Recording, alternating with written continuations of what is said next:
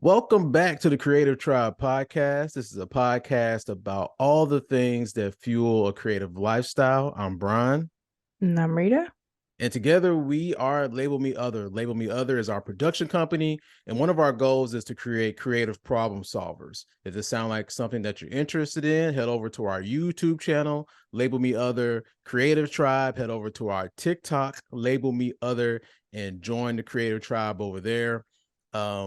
So, like the podcast, subscribe to the podcast for all of you who are watching this on YouTube. Give it a like and a follow.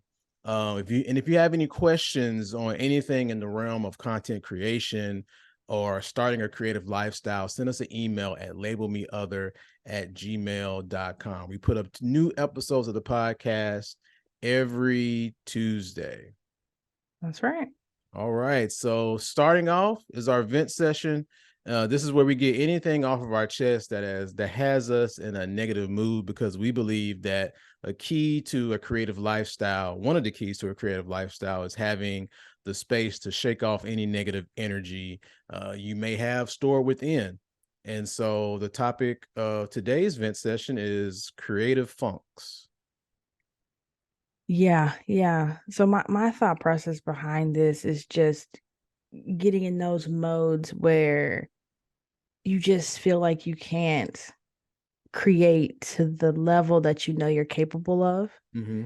Mm-hmm. And sort of maybe the guilt that comes with that, with just beating yourself up for not being able to produce what you know you can. And like I feel like in maybe the last few weeks or so, I've been just in that space where like I want to create, I want to do something really great, but then just feeling like I just don't got it. Like I don't got the juice. I don't have the chutzpah, and I'm just kind of stuck in a sense, which I mean, I guess this episode we're going to get into the creative blocks, which I guess it's kind of all stems from the same area. Yeah.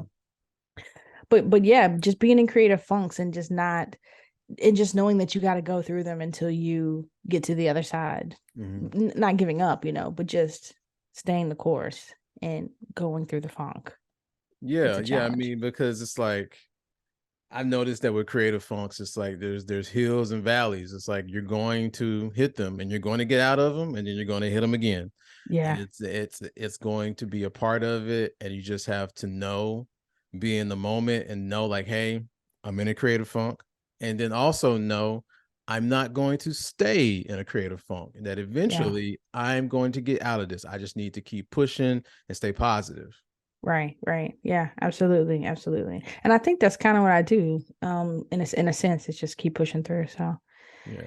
uh it's a challenge. But if any of you guys out there who are listening are in a funk, like just know you're not alone. We as creatives, right there with you. We get them too, and just keep going. Just keep going through them. Right. Keep pushing, keep going. Yeah. And so let's just talk about getting through creative blocks. That's what we want to talk about today. Everybody goes through creative blocks. Yeah. Some worse than others, but we all have to deal with them. And we just want to talk about some ways to recognize that you're in a creative block, and some ways to kind of get over those barriers, to get over those creative blocks. Yeah. Yeah. I think for me, in what's been helping me, a lot of people, well, you hear oftentimes like take a break, and I think breaks are great, but breaks for me just they kind of feed the beast in the Mm. sense of like allowing me to just skate by without doing the work. Mm-hmm. And so the toughest part and the most efficient thing for me personally is to push through, like to just be like, no matter how sucky it's going to be, no matter how terrible it's going to look or sound, I did it. So just doing it to say I did it, and pushing through that way, just pushing through by doing the work and not giving myself the excuse to be like, oh, I'm not, I just don't have it, or I just can't do it. I just don't know what to do. Even if I have to repost something I've already done, just being like, okay, I did something. I Yeah. made the effort to put something up. Yeah. I mean, because Yeah. like what I do, because I do take breaks. I think Yeah. whenever I take breaks, it takes me out of the pressure of the moment, even though my mind is still problem solving, still trying to get past that creative block to try to move forward. But I think that removing myself from that in the moment pressure of, okay, I have to try to figure something out, Yeah. like that, it relaxes my mind and I find solutions in those moments. It may take a little while, Yeah. but it's just being removed from that moment helps me. And Yeah. also music, like I really think that it's all going back to the same thing with me. It's removing myself from that pressure moment of having to figure something out, or having to, like, I need to get past this, and just relaxing, and then I come up with a solution. I end up getting over it. Yeah. Yeah. And, it makes me think like in those moments where I'm like trying to get it figured out so that I can move on, watching other creatives is really like inspirational for me. So like if I'm trying to come up with a TikTok post or what I'm going to post about, like I will scroll through TikTok a little bit. I'll look to see if anything Mhm. sparks, an idea.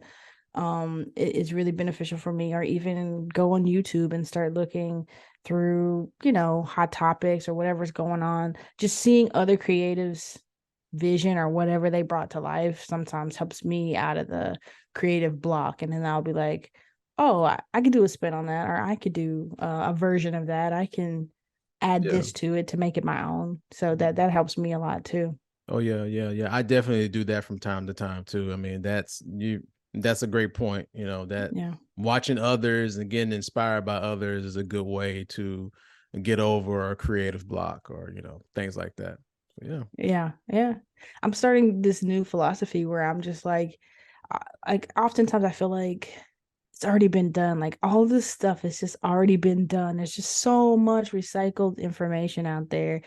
And it's just like, why even put skin in the game if like someone else can go find 20 other videos about the same thing you're about to do? But I'm learning to like let that go and Mhm. just say, even if it's the exact same information, just give it to your audience, give it to the people who are watching you, because even though you may can find 20 videos, those people probably aren't looking at those same 20 videos. So Right. I'm Right. I'm learning to just like get on the train of recycling content. Like Yeah. don't sweat it. I mean, and no one has your personality. So, Yeah. I mean, it's going to be, it may be the same content, but it's going to be delivered a different way because you're you. Yeah. Nobody else can be you. And so that's Yeah. how I look at it. So like, even if, yeah, somebody's made tons of videos over, this is how you should compose your shot. Nobody's going to do it quite like you. Nobody's going Yeah. to deliver it quite like you, especially if you're letting your personality shine through your content. It's going to be Yeah. different, you know, Absolutely. and people gravitate to different personalities. Maybe the way that you're doing it, a group of people, a section of people, they're going to gravitate to you more than the others. So Yeah. I Yeah. agree. So just don't, yeah, Very true. don't bonus, don't let that stop you. Yeah. Yeah. Yeah, Right. it's like, don't let that stop you at all. And so, Rita, you found something really cool online. A24 was doing a auction. Uh, Yeah. it was auction mementos from the multiverse. Yeah. They are auctioning off stuff from Everything Everywhere All at Once, which if you guys aren't aware, it won Best Picture for Mhm. last year. And it's a really awesome film if you haven't seen it. But yeah, they're auctioning off the props from the film to, I guess, just fans of the movie or fans in general. Yeah, So there yeah, were some interesting things yeah. I on this see the list. the the the rock verse rock, the alpha verse headset. Yeah. Yeah, my favorite, which I don't know if I could. It ended up selling for $48,000, but it was Wayman's fanny pack. Yeah. And the other thing that I thought was cool, I don't know how much it sold for, but I see that they're actually selling them, were the hot dog fingers for like the hot Yeah. dog verse, and she had like the big fingers and they were touching each other on the face with the big hot dog fingers. Those Yeah. were really cool. I think those went for 55K, if I'm not mistaken. I'll see if I can Wow. find it on here. But yeah, $55,000. And Brian mentioned the rock versus rock, which is the big and little rocks that were talking to each other. They went for $13,000. That is crazy. I wonder, like, how often do studios do this, especially for like well, it's a well-loved movie. It won, best picture. Yeah. Like, how often does this happen? Like, normally studios, they hold on to this stuff, and they, keep them in their lobbies and, like, big, like, displays. Hey, well, this is the fanny pack from this movie, or this is the costume from this movie. Yeah. They're And auctioning it off.